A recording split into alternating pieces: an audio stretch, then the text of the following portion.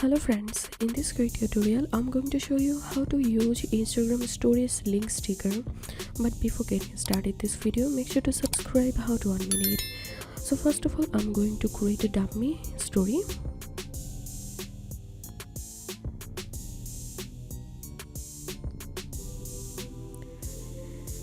And now click on this emoji and search here link, and here is the link story. Click on it, and now here you have to put your URL. So I'm going to put my URL here,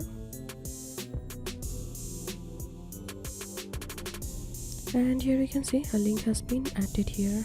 Then click on share. So that's it for now. If you find this video helpful, make sure to subscribe how to 1 minute. Thanks for watching this video.